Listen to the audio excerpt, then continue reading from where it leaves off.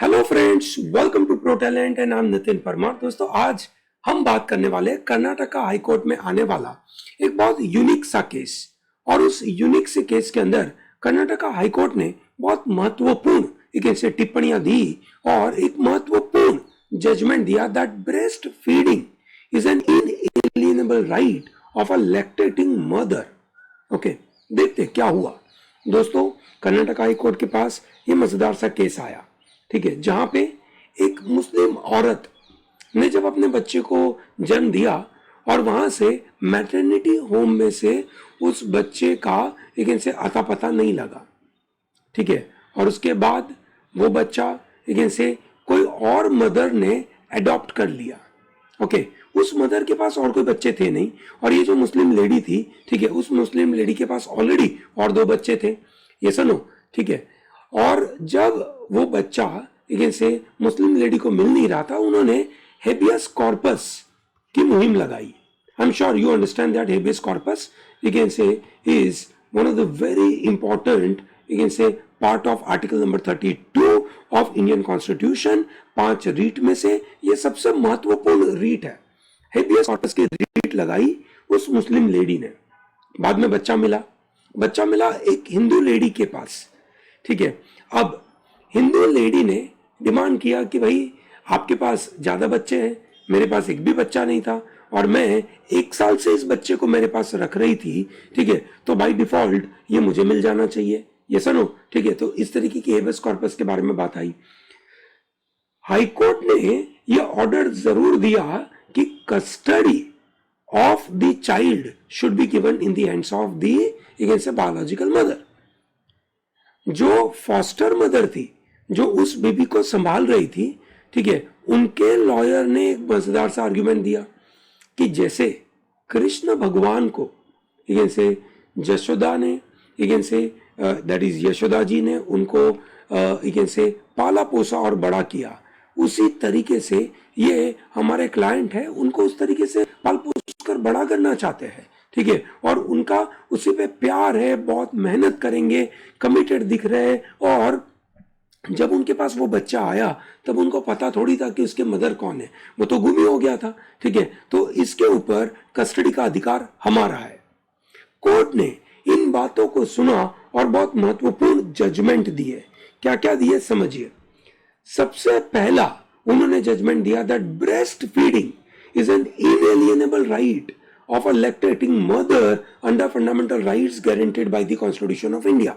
दोस्तों, कुछ ऐसे अधिकार है जो आपके जिंदा रहने से ही आपको मिल जाते हैं। ऐसे अधिकारों को बोलेंगे inalienable rights. What do you mean by inalienable rights? जिसको आपसे एलिएनेट नहीं किया जा सकता, जिसको आपसे दूर नहीं किया जा सकता। जैसे अगर आप जिंदा हुए हो, सांस लेना आपका इनएलिएनेबल राइट है, ये सुनो, उसी तरीके से ब्रेस्ट फीड करना to a child is a inalienable right, okay, and that to a lactating mother, that is very important.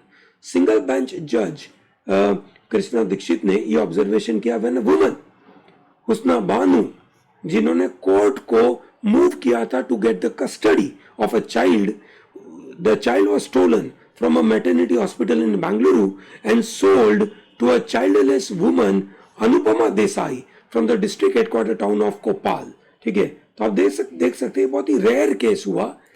मुस्लिम औरत का बच्चा गुम हो गया, हिंदू औरत के पास वो आया।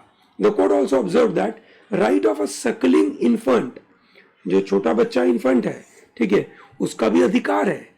दोस्तों, ऐसे इनएलिएनेबल राइट जो कोई आपसे छीन नहीं सकता है, ऐसे छोटे बच्चे को अधिकार कौन दे पाएगा? एज अ सोसाइटी हमारी जिम्मेदारी बनती है कि हम उसको ये अधिकार उसको दे इन टुडे सिविलाइज्ड सोसाइटी, ठीक है। हम इस तरीके के आर्ग्यूमेंट पे जाना चाहे कि माइथोलॉजी में, हिस्टोरिकल स्क्रिप्चर में ऐसी बातें लिखी है। हिस्टोरिकल स्क्रिप्चर में वो जो इंसिडेंट हुआ कृष्ण भगवान का, ठीक है, that cannot be a basis to decide in today's time कि कस्टडी किसको मिलनी चाहिए, ठीक है। अगर कृष्ण भगवान के समय पे कस्टडी अगर जशोदा जी को मिली, ठीक है, ओके, और उनकी बायोलॉजिकल मदर को नहीं मिली, ठीक है, दैट इज यू कैन से उस माइथोलॉजी सिनारियो में शायद उस सिचुएशन में सही था, but it cannot be treated as a kind of, you can say, foolproof a kind of principle, and we follow that. That is really not acceptable. Okay, ठीक है. ऐसे इंसिडेंट आज के सिविलाइज सोसाइटी में नहीं होने चाहिए. ठीक है. It is unfortunate that this pretty child, for no fault of that child, remained without breastfed. उसको एक से माँ का दूध नहीं मिला और उसकी lactating mother having had no access to it till now, उसको भी वो अधिकार नहीं मिला. इन अ सिविलाइज सोसाइटी ऐसी सिचुएशन नहीं होनी चाहिए. मदर को अपने बेटे का अधिकार मिलना चाहिए, अपने बेटे को ब्रेस्ट फीड करने का अधिकार मिलना चाहिए और बच्चे को भी एक ऐसे माँ का दूध पीने का अधिकार होना चाहिए. ये हमारी सोसाइटी का पार्ट है. हमारी सोसाइटी, सिविलाइज सोसाइटी, जब हम बात करते हैं तो वहां पे हमें इस बात को समझना पड़ेगा. ठीक है. The foster mother had urged the court to retain child as she took care of the toddler for more than a year. Number one. Number two, she also argued कि भैया जो हुस्ना बानू है उनके पास तो ऑलरेडी ज्यादा बच्चे हैं, मेरे पास तो एक भी बच्चा नहीं है, सो आई नीड इट. ठीक है. कोर्ट ने बोला कि आपका जो कंटेंशन है वो बहुत ही ज्यादा एबोरेंट है. एबोरेंट का मतलब हो जाना something which is deviation from normal. एक नॉर्मल रिजनेबल आदमी के नजरिए से नहीं है. ठीक है. जो एक ऐसे माता का, दैट इज मातृत्व का, मदरहुड का एक बेसिक नोशन है, उसके बिल्कुल खिलाफ है. क्यों? एक माता कभी भी अपने बच्चों में एक ऐसे, क्योंकि उनके पास ज्यादा बच्चे, उसकी वजह से उनमें डिवीजन नहीं समझती है, वो कर भी नहीं सकती है. ठीक है भाई. अगर एक माता है, उनके 5 बच्चे या 50 बच्चे या फॉर एग्जांपल गांधारी जैसे 100 बच्चे, तो ऐसा नहीं बोल सकती कि गांधारी को एक बच्चा पसंद होगा और दूसरा बच्चा पसंद नहीं होगा, या उनके बच्चे उनके माता पिता के साथ कैसा भी व्यवहार करे, वो बच्चे उनके माता पिता के साथ कैसा भी व्यवहार करे. ठीक है. पर माता अपना प्यार और उसका एक्सेस, ठीक है, इन वजह से छोड़ नहीं सकती. ठीक है. इसीलिए जस्टिस ने बहुत मजेदार सा आर्ग्यूमेंट दिया. Children are not chattel. Chattel का मतलब होता है प्रॉपर्टी. ठीक है. बच्चे एक ऐसे किसी की प्रॉपर्टी नहीं है. ऐसी प्रॉपर्टी नहीं है कि जिसको हम अपॉर्शन कर सके कि चलो भैया ये जेनेटिक मदर है, उनके पास ज्यादा बच्चे हैं. ठीक है. और जो स्ट्रेंजर है, जो फॉस्टर मदर है, ठीक है, उनके पास एक भी बच्चा नहीं है, तो एक काम करते कि ये बच्चा यहां से उठाकर उनको दे दे. ऐसा नहीं कर सकते. ठीक है. ऐसा बहुत महत्वपूर्ण पॉइंट उन्होंने यहां पे बताया.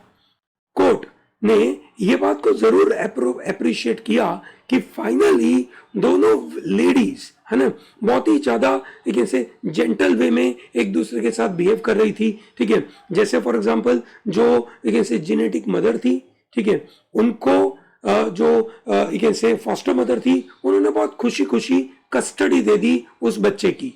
और जो बायोलॉजिकल मदर थी, उन्होंने भी बहुत खुशी खुशी ये बोला कि जब भी फॉस्टर मदर को एक से इच्छा हो बच्चे से मिलने आने के लिए, वो आ सकती है.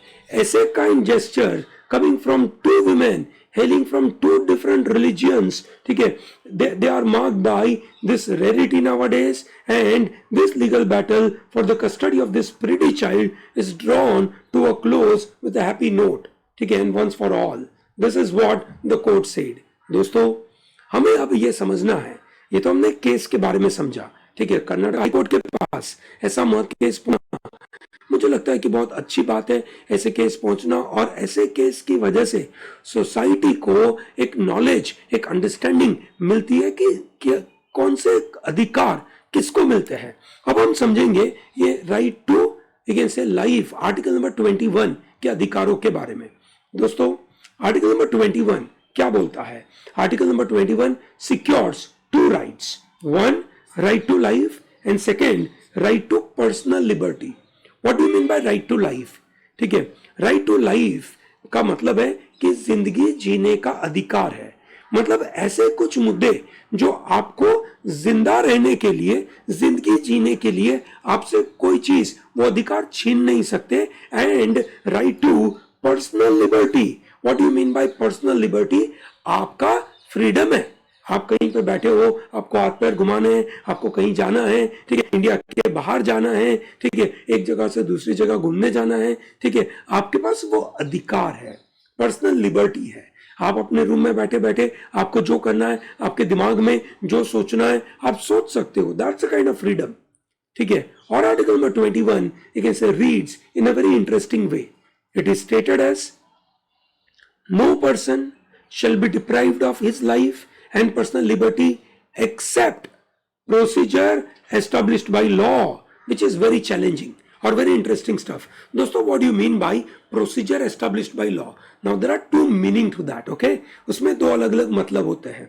एक मतलब है कि प्रोसीजर एस्टैब्लिश कर दिया, ये नो, ठीक है। एक हो गया आपने प्रोसीजर एस्टैब्लिश कर दिया, अब वो प्रोसीजर कैसा हो उससे किसी को कोई फर्क नहीं पड़ना चाहिए। whether that procedure is fair, reasonable और you can say just, उसके बारे में कोई नहीं सोच रहा है। प्रोसीजर अगर लॉ के द्वारा एस्टैब्लिश हो गया है और उसके द्वारा अगर किसी को राइट टू लाइफ और you can say right to personal liberty deprive किया जा रहा है, सो दैट इज एक्सेप्टेबल। ऐसे विचार हो सकते थे, ठीक है।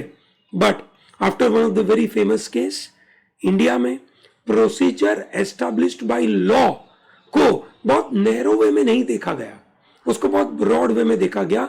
जैसे अगर आर्टिकल नंबर 21 को ब्रॉड वे में नहीं देखा गया होता तो शायद वो लैक्टेटिंग मदर को, हुस्ना बानो को अपने बेटे की कस्टडी मिलने में दिक्कत हो सकती थी।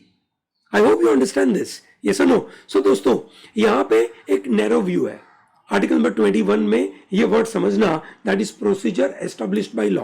What is a narrow view? Narrow view का मतलब हो गया लॉ बना दिया, लॉ फॉलो करिए, ठीक है, that's it. Whether this law is fair, reasonable और just, it is immaterial. While the broader view it says that कि look, we are not just looking at the procedure established by law, but we are looking at whether the law which is made itself is a reasonable, fair and just or not। और उसके द्वारा अगर हम किसी को article number 21 से deprive करेंगे तो चल सकता है, अगर लॉ फेयर, रीजनेबल और जस्ट हो, अगर रूल ऑफ लॉ फॉलो किया गया है, ठीक है, तो बात बिल्कुल जरूरी है और बात बिल्कुल सही है, ये सुनो। So supreme court upheld the validity of preventive detention under AK Gopalan case 1950, और उस समय पे नैरो व्यू लिया गया था। It was decided that each of those articles covered entirely different subject matter and were to be read as a separate code rather than being read together. AK Gopalan 1950 के case में बोला कि ये जितने भी मुद्दे थे, ठीक है, जितने भी मुद्दे बोले, that is right to life, right to personal liberty, preventive you can say procedure established by law, इन सब लोगों को इंडिपेंडेंट पढ़ो, इनको साथ में मत पढ़ो, क्योंकि हर एक वर्ड का अपना अपना मतलब है, ठीक है। तो वो नैरो व्यू था और उस नैरो व्यू से जो नेचुरल जस्टिस के प्रिंसिपल्स है, दैट यू कैन से सामने वाली पार्टी को सुनो, लॉ बनाओ तो लॉ फेयर, रीजनेबल और जस्ट होना चाहिए, ठीक है, वो इग्नोर किया गया, ठीक है। और उसकी वजह से ये दो महत्वपूर्ण मुद्दे आए, ठीक है। इंडिया में हमने वर्ड डाला था procedure established by law, America में इसको वर्ड माना जाता है due process of law. Supreme court ने एक ऐसे जो पहला इंटरप्रिटेशन किया था that procedure established by law in article number 21 means procedure prescribed by law as enacted by the state and rejected to equate with an American idea of due process of law। America में ये बोला जाता है the law has to be, मतलब अगर कोई भी law बनाया that is due process of law follow करना है। what do you mean by due process of law follow करना है? हम ये देखेंगे whether law is made which is right, just and fair, it should not be arbitrary, it should not be fanciful, it should not be oppressive, ठीक है। तो हमने ये अमेरिका का view due process of law पहले लिया नहीं था। देन केम मेनेका गांधी का case. In Maneka Gandhi case we realize our own mistake of interpreting procedure established by law, and we said that article number 21 has to be read entirely together. We should not treat as the part as a separate part, they will be treated as a union, and we have to see procedure established by law should be treated as due process of law. Okay, due process of law का मतलब है कि अगर law बनाया है वो arbitrary नहीं है, वो राइट है, फेयर है, जस्ट है, ठीक है, और उस लॉ के द्वारा किसी को आर्टिकल नंबर 21 का अधिकार नहीं मिलता है तो चलेगा। अगर उस लॉ के, अगर लॉ जो बनाया है वही राइट, फेयर और जस्ट नहीं है तो नहीं चलेगा। ये सुनो, ठीक है, कौन कौन से अधिकार आर्टिकल नंबर 21 में इतने सालों में इंक्लूड करे गए। दोस्तों कोई एग्जॉस्टिव लिस्ट नहीं है कि इतने ही काउंट होंगे, ये बाद में भी ऐड होता रहता है। जैसे आज हमने देखा कि भैया breastfeeding to a lactating mother is a fundamental right, ठीक है, अंडर आर्टिकल नंबर 21, तो वो सब इसके अंदर आ गया। Right to go abroad, right to privacy, right to education, जिसको अलग से आर्टिकल नंबर 21A में बोला गया है। दोस्तों ये बाकी के जो राइट्स है वो अलग से बोले नहीं गए, ठीक है, कहीं ना कहीं एक सुप्रीम कोर्ट के जजमेंट के द्वारा ये बाहर निकले हैं और इसको माना जाता है कि आपके राइट टू लाइफ के साथ ये जुड़े हुए हैं। Right against solitary confinement, right against handcuffing. दोस्तों सॉलिटरी कंफाइनमेंट करना, किसी को हैंडकफ करना, ये आर्टिकल नंबर 21 के खिलाफ है। राइट अगेंस्ट डिलेड एग्जीक्यूशन, किसी का एग्जीक्यूशन बहुत डिले कर दिया ताकि उसको रोज उसी सोच के मुताबिक आप उसको मारने की कोशिश कर रहे हो, गलत बात है। Right to shelter, right to livelihood, right to health and medical aid, right against custodial death, custody में, पुलिस ने आपको कस्टडी में रखा है और वहां पे आपकी डेथ होती है तो भैया गलत बात है। Right against public hanging, doctor's assistance, right to get pollution free against water and air, right to clean environment, right against noise pollution, disclosure of dreadful diseases, right to travel abroad, right to bail, right against smoking in public places। ये आपके अलग अलग तरीके के अधिकार है जो article number 21 में इंक्लूड किए गए दोस्तों, ठीक है। राइट टू लाइफ के इंटरप्रिटेशन बहुत अलग अलग तरीके से बनाए गए, ठीक है। दोस्तों Kharak Singh versus state of Uttar Pradesh case के अंदर बोला था that right to life, the word life does not only mean the mere animal existence। ऐसा नहीं कि आप जिंदा हो, आपकी लाइफ चल रही है और इसीलिए हम आपको बोलेंगे आपके पास राइट टू लाइफ है, नहीं। It also means right to live a dignified life, right to live a dignified life, that is also meaning as right to life. ये Kharak Singh versus state of Uttar Pradesh में कोर्ट ने इस बात को इंटरप्रेट किया।